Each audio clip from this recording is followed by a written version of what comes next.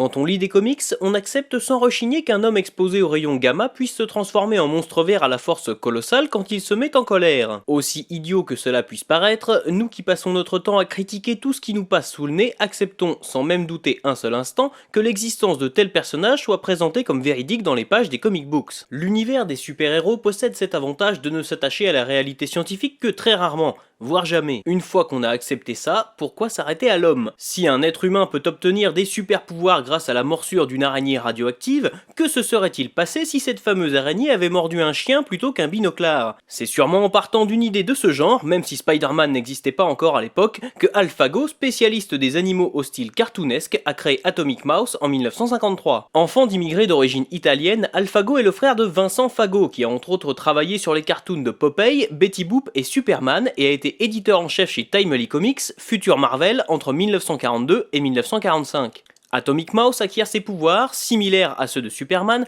après avoir mangé une pilule d'uranium. Simple mais efficace. Attention les enfants, ne faites pas manger de l'uranium à vos animaux domestiques pour en faire des super-héros. Il y a de fortes chances que cela ne fonctionne pas, même si n'ayant pas essayé, je ne peux pas être catégorique sur le sujet. Atomic Mouse défend Mouseville du vilain comte Gâteau, qui est, suspense, un chat. Et non pas un gâteau, contrairement à ce qu'on pourrait croire si on n'est pas polyglotte et mauvais en orthographe. En fait, le personnage s'inspire très largement de Mighty Mouse, héros de cartoon apparaissant dans plus de 80 dessins animés entre 1942 et 1961, qui était tout simplement un clone de Superman, mais sous la forme d'une souris, et sur lequel Vincent, le frère de Hal, a également travaillé. Il serait d'ailleurs intéressant de savoir ce que les souris ont de si spécial pour obtenir aussi facilement des super pouvoirs. Vous l'aurez compris, Atomic Mouse se destine avant tout à un jeune public amateur de cartoon rempli d'animaux anthropomorphes amusants, et aussi un peu effrayant. AlphaGo, et surtout son éditeur Charlton Comics ayant senti le bon filon, la logique utilisée pour la création de Atomic Mouse fut réutilisée en 1955 pour créer un nouveau personnage, Atomic Rabbit.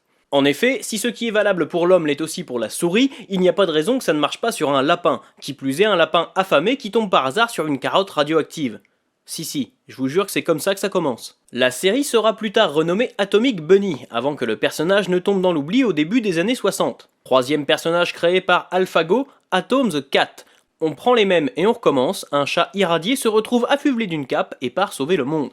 Cependant, ces séries ne connaîtront pas le succès de Atomic Mouse, peut-être aussi parce que la recette est à 100% la même si on accepte que l'animal change.